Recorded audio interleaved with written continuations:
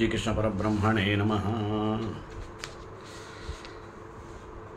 Today I am going to discuss that important topic, that is Shri Radhashtami, Lord Krishna's consort or lover or devotee, whatever so, after the prayer. Ramaya Ramabhadraya Ramachandraya Dvivedhase Raghunathaya Nathaya Sitaya Pataye Namaha. There is no one personality whose name is not referred to in the Srimad Bhagavatam, yet the readers of Srimad Bhagavatam nurture the hope of becoming that person's devoted servant. May that personality, who is everything to Bhagavan, completely destroy our false ego and grant us shelter at her feet. Today is her appearance day. Having accrued all varieties of compassion from Bhagavan, she distributes that as gifts to all. May that personification of great mercy manifest within our hearts and make her appearance there.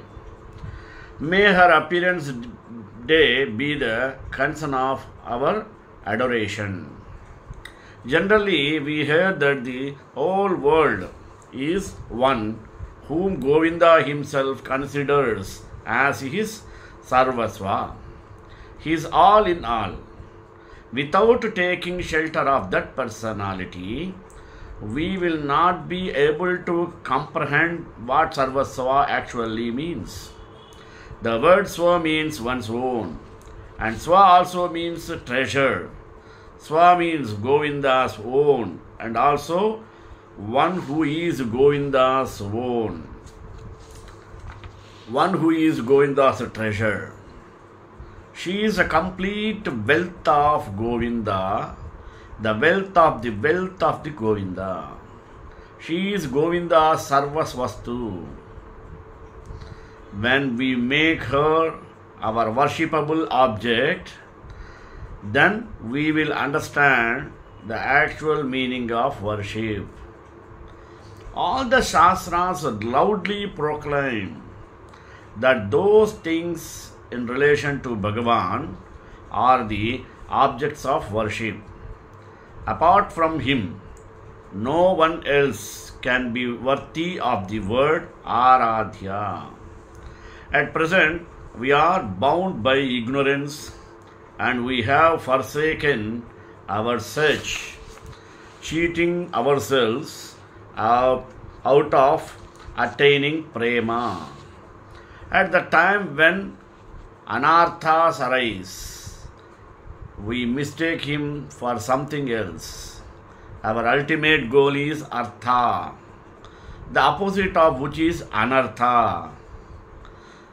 If we do not serve those innermost necessary ideals or perfections that are available to us, and if we do not gain instructions on the matter of service, then we will be ruled by our own false ego, rendering service unto something else other than that which is actually worthy of service. Only divine love for God is worthy of worship.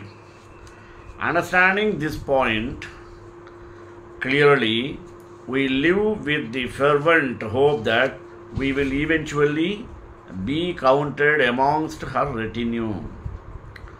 Otherwise, it is better for us to die thousands of times. O Varoru, O my beautiful, most magnanimous goddess, my heart is flooded with an ocean of nectarian hopes. I have somehow been passing my time until now, eagerly longing for your grace, which is an ocean of ever-cherished nectar. If still you do not bestow your mercy on me, then of what use to me are my life, the land of Vraja, or even Sri Krishna, who without you is simply a mighty hero, the destroyer of demoniac forces like Baka. Ha Nata Gokula Sudhakara Suprasanna Vaktraravinda Madhura Smita He Krupadi Yatra Tvaya Viharate Pranayaihi Priyarat Tatraiva Mama Pinasya Priyasevanaya.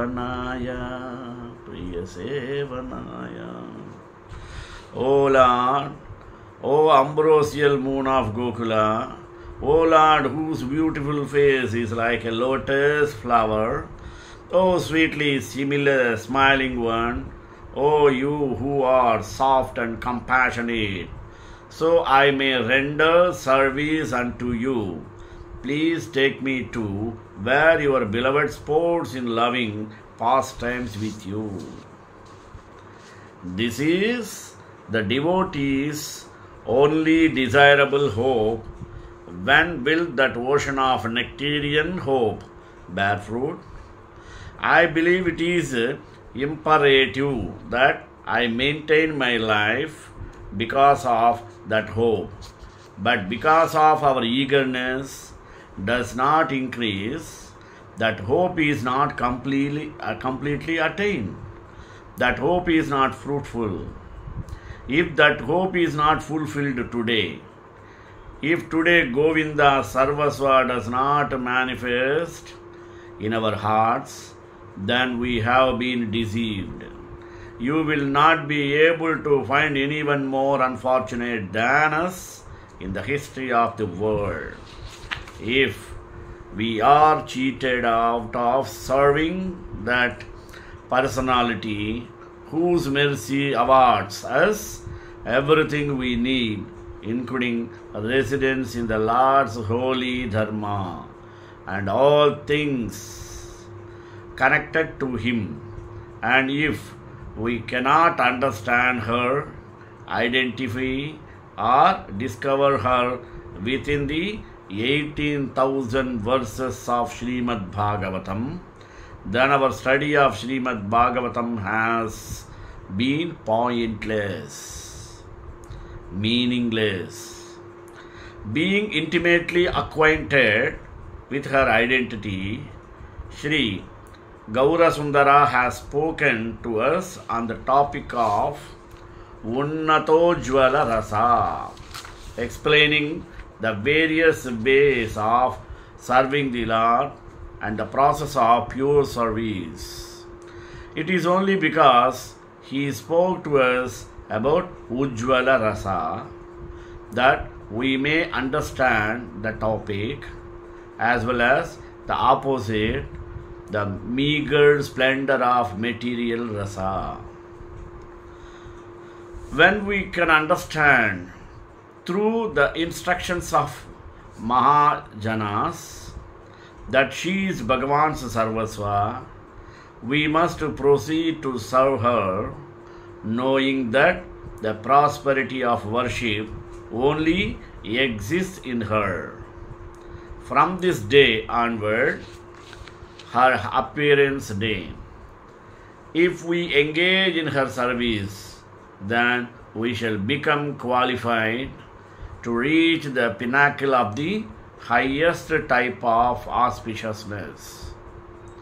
All of us do not pray for that highest auspiciousness, but if by some Ajanta Sukruti we obtain the association of one of the associates of Vrishabhanu Nandini, who is the personification and source of supreme auspiciousness, and if we are granted the actual good fortune of hearing genuine discussions about her. Then we can attain the inspiration to journey along the path of highest auspiciousness. If we deprive ourselves of rendering service to and taking shelter of she, who means everything to Nanda Nandana, the emporium of rasa as well as her associates, then we will never attain the qualification to serve Govinda. Firstly, to understand her identity, we believe that it is necessary to know her name.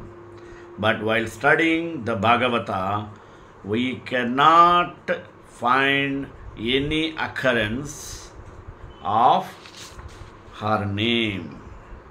We only find descriptions of her form, qualities, the distinctive characteristics of her companions, and her pastimes.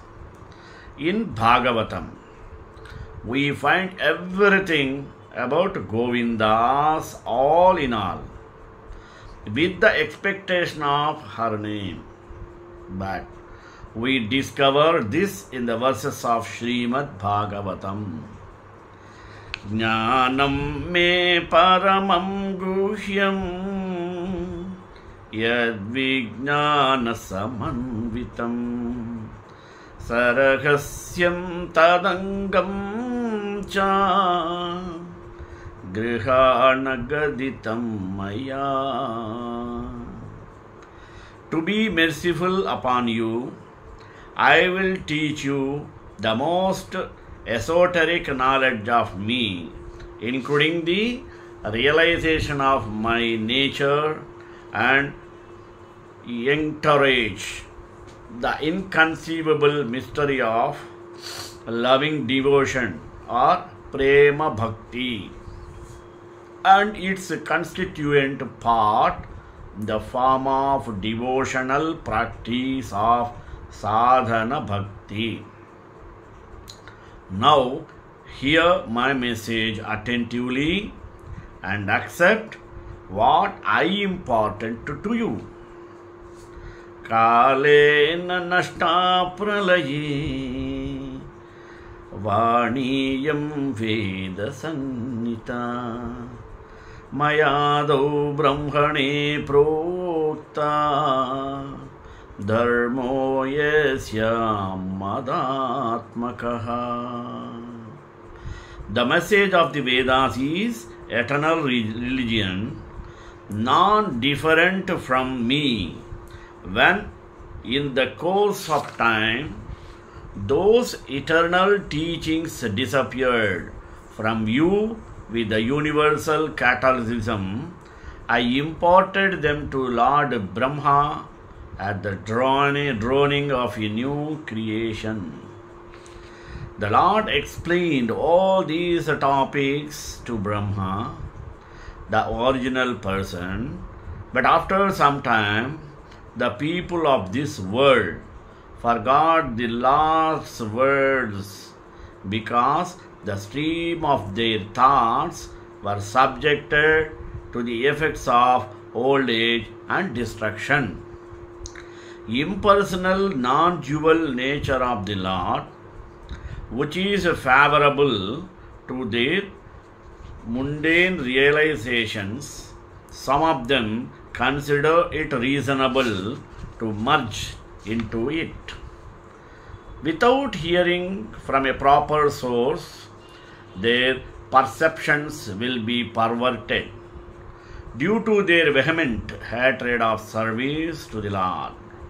Such persons can never understand topics concerning the intrinsic nature of bhakti. Due to the trajectory of the sun, the appearance day of the Supreme Goddess, who is fully imbued with rasa, who and has arisen in our own radiantly pure hearts. The roaming sun is revealing that supreme goddesses. Therefore, today the demigods are also showing us great fervor by revealing this secret. It is our duty to surrender unto one who is acquainted with the secret.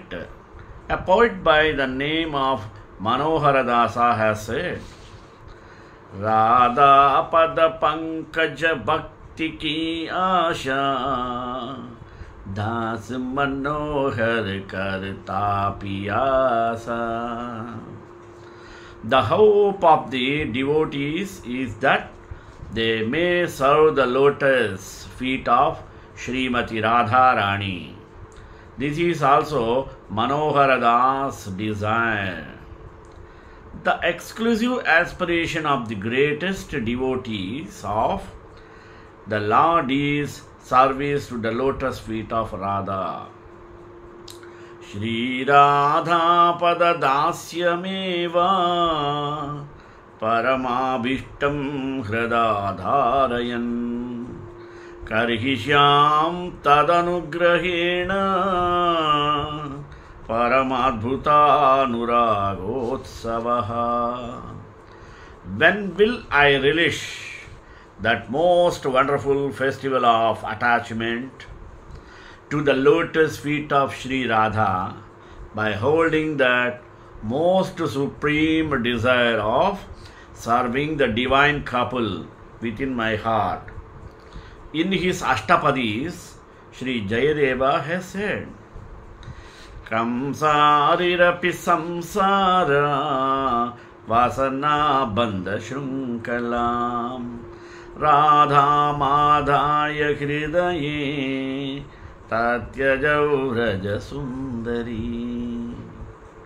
The enemy of Kamsa abandoned the other beautiful damsels of Vraja and took Radha within his heart, for she was like a chain that tied him tightly to his supreme and essential desire to enjoy the Rasa dance. At the Rasasthali, all the gopis are present with Gopinatha, absorbed in playful pastimes of Rasa. When Srimati Radharani arrived at the Rasasthali, she saw that unlimited gopis were dancing in a circle, all of them fully occupied in serving the Lord.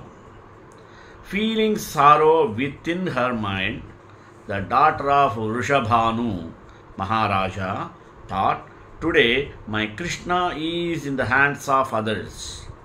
Today my own associates are busy enjoying pastime with him. Thus, to nurture Vipralamba Bhava, which actually nourishes Sambhoga Rasa, rather than taking part, Varshabhanavi ran away from the Rasasthali. At this point, Jayadeva Prabhu has written, Krishna, the enemy of Kamsa, suddenly broke away from the Rasasthali. Samsara vasana bandha shrinkalam. With thoughts of Radha in his heart, Krishna abandoned all other beautiful damsels of Vraja. When someone rejects the shelter of Radhika, any expertise they may have in pleasing the senses of Krishna can never conform with exclusive heartfelt services to him. All the gopis are direct expansions of Radhika, and while they remain proudly under the shelter of Krishna's Sarvasva, Radhika, they can supply Krishna the topmost pleasure. Shriman Rasa Rasarambhi Vamshiva tatata sthita Karshan Venu Swanair Gopi Gopinatha Shriyestunaha. We will never assent to enjoying Shri Krishna without taking shelter of She who is all in all. To shed light on this, the author of the Ashtapadi reveals something that supplements the description in the Bhagavata when he says Tatyajavraj Sundari. As all the gopis danced in the Rasalila, Krishna bound them in order to find Sri Radhika, who resided in his heart. The fetters of the love of all the other gopis are powerless, weak, and susceptible in comparison to the bonds of Varshabhanavi, which are extremely strong and powerful. All the gopis took shelter of Vrishabhanu, Nandini's Adhiruddha, Mahabhava. Overwhelmed by Mohana, Madana, and other intense feelings of separation, they went to find Krishna. They all understood that without taking shelter at the lotus feet of Vrishabhanavi, Govinda's Sarvasva, Madhura Rasa, is never completely nourished. All the loving sentiments with which the various gopis perform their services simultaneously exist in Varshabhanavi exclusively in their entirety, deserting all the other gopis who were immersed in feelings of Proshita Bhartrika, etc. Krishna was attracted by Varshabhanavi's captivating charms, since she possesses all these loving sentiments in full. Thus, he set out to find that personality who even attracts the all-active one. The gopis are the expansions of Radhika and are eternally a portion of She, who is the original source. They could not bind Krishna, for he completely belonged to Radhika. Thus she enticed Krishna, who attracts everyone from the Rasasthali. One can only understand such topics if the functions of the soul have awakened to the taste of Madhura Rati. But those whose hearts contain an intense mood of Vatsalya Rasa can also completely appreciate the sweetness and beauty of such pastimes. Sri Radhika is the abode of Sri Krishna's intense love, and amongst all other associates, she is the most illustrious and the most beloved in all respects. Uddhava and other great devotees pray for the dust of the feet of the gopis, and all the gopis consider themselves most fortunate if they obtain her shelter. The topmost devotees who are drawn towards Madhura Rasa and who have reached the topmost levels of devotion to Bhagavan take refuge in the land of Varshabhanivi's pleasure, pastimes, and bathe in her lake, Radha Kunda. With a sentient attitude, they constantly bathe and reside there. Those who have loyalty towards Shaubhya and Chandra do not even have the qualification to drink there.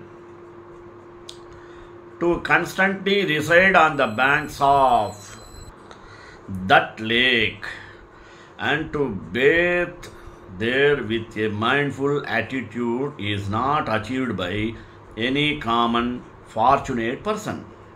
So long as the divinity of Varshabhanavi's youth and the nature does not become the subject of our reflection, we will never fully comprehend the glories of achieving her shelter.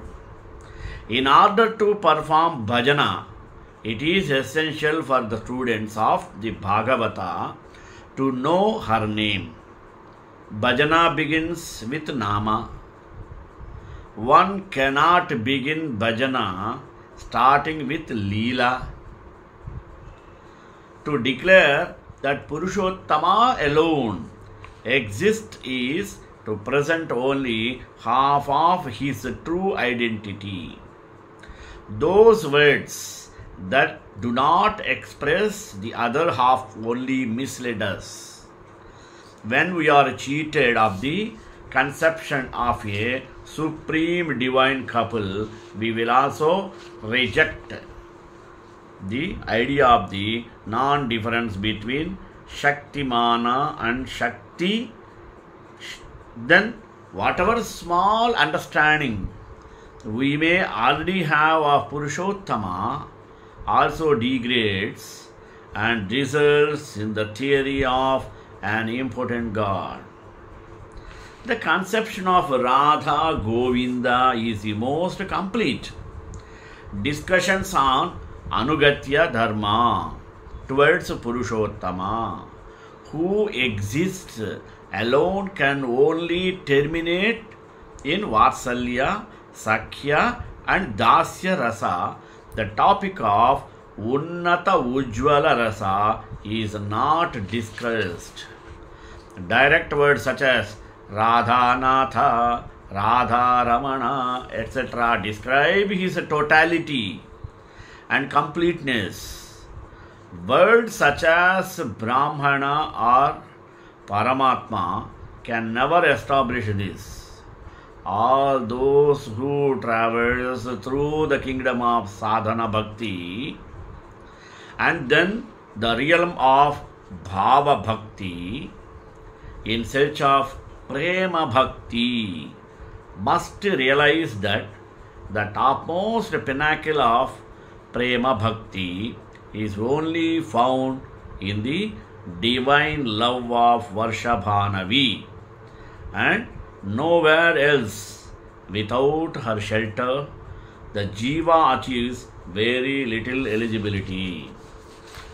When we pass over Devi Dana, Viraja, Brahmaloka, and we cross beyond all the conceptions of opulence found in Paravyoma, as well as in the informal moods of friendship and the parental affection found in Goloka, situated in our eternally perfect spiritual identity and familiar with the topics of Radha Ramana, then our qualifications will be so great that we will consider ourselves extremely fortunate and our service shall rise to the zenith of the perfection. This cannot simply be called realization or aparokshanubhuti. It is not the aparokshanubhuti described by the jnanis.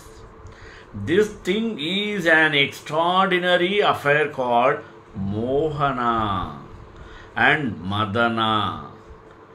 These things are known as Udgurna Chitra Jalpa and Mahabhava. Presently, we reside within our gross bodies. which present many obstacles for us. Even the sensitivity of our subtle bodies causes us problems.